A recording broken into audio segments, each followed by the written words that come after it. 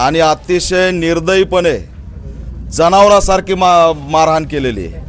त्याच्यामुळे ही घटना ॲक्सिडेंटली घडलेली नाही, तर कुठंतरी ही घटना जाणीवपूर्वक सुनियोजित कट करून ॲडव्होकेट इस्माईल गवळी यांना टार्गेट करण्यात आलेलं आहे। कारण ॲडव्होकेट इस्माईल गवळी हे व्यक्तिमत्व पूर्ण बीड जिल्ह्याला परिचित आहे। सामाजिक चळवळीमधलं सक्रिय व्यक्तिमत्व आहे। देशातल्या आणि राज्यातल्या विविध मुद्द्यावरती आवाज उठवणारं व्यक्तिमत्व आहे आणि त्या व्यक्तिमत्वाला जाणीवपूर्वक टार्गेट केलं आहे असा आमचा इथं थेट आरोप आहे। हे जे काही 15 ते 20 आरोपी आहेत त्यातला आतापर्यंत एकही अटक झालेला नाही, हे दुर्दैव आहे। सकाळ दुपारी घटना घडलेली आहे, अतिशय जनावरासारखं मारलंय, काट्या लाट्यानी मारलंय, पाठीवर लाल वळत त्यांच्या असणाऱ्या पार्श्वभागावर मारलंय। तो रिक्षा जो चालवणार आहे त्याच्या तर अक्षरशः अवघड जाग्यावरती हल्ला करण्यात आलेला आहे। कुठंतरी या प्रकरणामध्ये कुणाचं तरी हत्याकांड घडवायचं होतं का असा सुद्धा प्रश्न या ठिकाणी निर्माण झालेला आहे। आणि म्हणून या निमित्ताने अनेक प्रश्न निर्माण झालेत।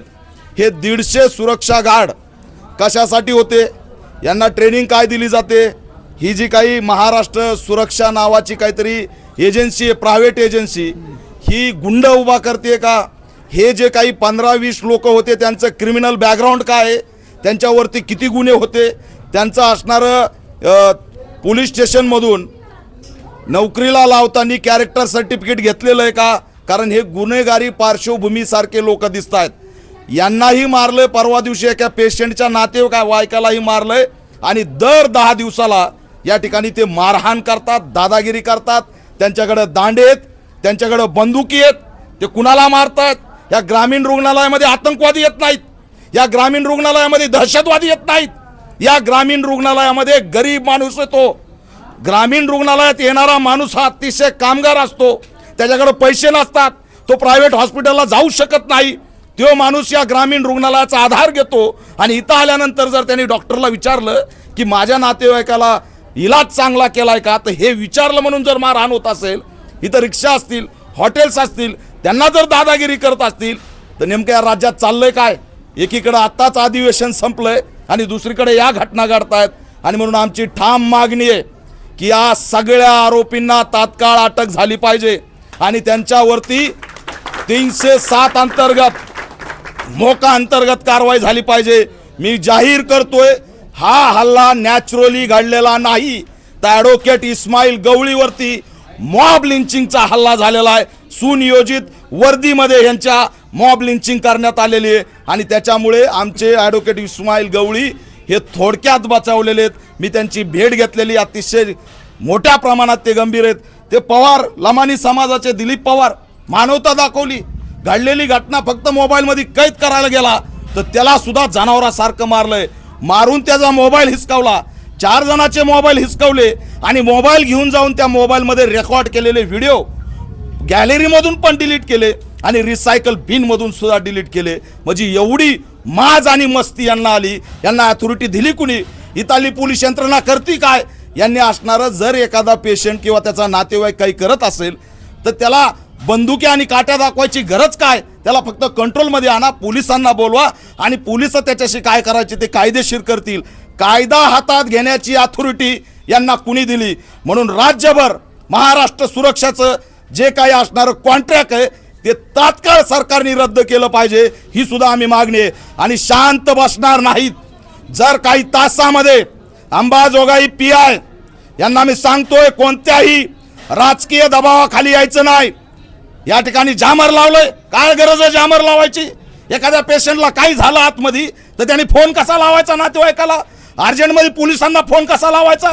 या ठिकाणी चाललंय काय? अरे गरिबांचं हॉस्पिटल आहे, त्यांना आधार द्या।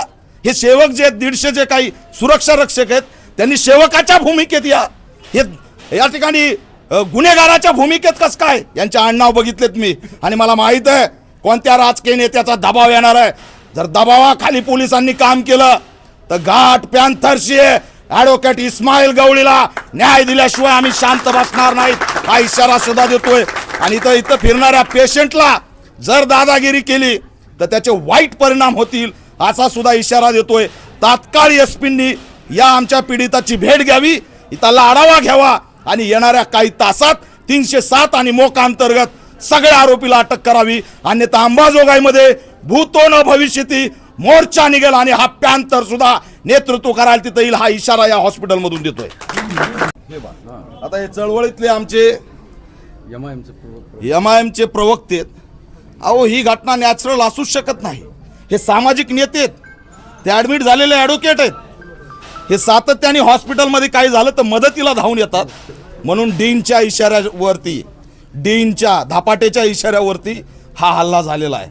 दुसरं तिसरं काही नाही, त्यांच्यावर कारवाई झाली पाहिजे। आज हा सामाजिक आमचे कार्यकर्ते जर असे मारले जात असतील तर काय अर्थ राहिला? कुणी अथॉरिटी दिली यांना जनावरासारखी मारण्याची? आणि कोण लोक आहेत हे? असं कसे सुरक्षा गार्ड आहेत?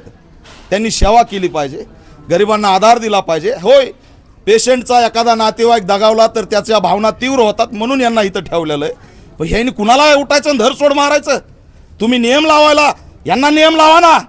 हे काय करतात इथं? धपाट्यांना नियम लावा, पण नाही। या ठिकाणी आमच्यावर हल्ला झालाय, आम्ही निषेध करतो। माझ्यासोबत सगळे आंबेडकरी चळवळीतले सगळे कार्यकर्ते आहेत आणि ही सामूहिक जिल्ह्यामधून आणि राज्यामधून मोठी प्रतिक्रिया उमटली, म्हणून मी इथं धावत पळत आलोत। लवकर ॲक्शन नाही घेतली तर याचे परिणाम रस्त्यावर दिसतील। आता हे चळवळीतले आमचे एमआयएमचे प्रवक्ते आहेत। अहो ही घटना नॅचरल असूच शकत नाही। हे सामाजिक नेते आहेत, ते ॲडमिट झालेले ॲडव्होकेट आहेत, हे सातत्याने हॉस्पिटलमध्ये काही झालं तर मदतीला धावून येतात। म्हणून डीनच्या इशाऱ्यावरती, डीनच्या धापाटेच्या इशाऱ्यावरती हा हल्ला झालेला आहे। दुसरं तिसरं काही नाही, त्यांच्यावर कारवाई झाली पाहिजे। आज हा सामाजिक आमचे कार्यकर्ते जर असे मारले जात असतील तर काय अर्थ राहिला? कुणी अथॉरिटी दिली यांना जनावरासारखी मारण्याची? आणि कोण लोक आहेत हे? असं कसे सुरक्षा गार्ड आहेत? त्यांनी सेवा केली पाहिजे, गरिबांना आधार दिला पाहिजे। होय, पेशंटचा एखादा नातेवाईक दगावला तर त्याच्या भावना तीव्र होतात, म्हणून यांना इथं ठेवलेलं आहे। पण ह्यांनी कुणाला उठायचं धरसोड मारायचं? तुम्ही नियम लावायला यांना नियम लावा ना। हे काय करतात इथं? धपाट्यांना नियम लावा, पण नाही। या ठिकाणी आमच्यावर हल्ला झालाय, आम्ही निषेध करतो। माझ्यासोबत सगळे आंबेडकरी चळवळीतले सगळे कार्यकर्ते आहेत आणि ही सामूहिक जिल्ह्यामधून आणि राज्यामधून मोठी प्रतिक्रिया उमटली, म्हणून मी इथं धावत पळत आलोत। लवकर ॲक्शन नाही घेतली तर याचे परिणाम रस्त्यावर दिसतील।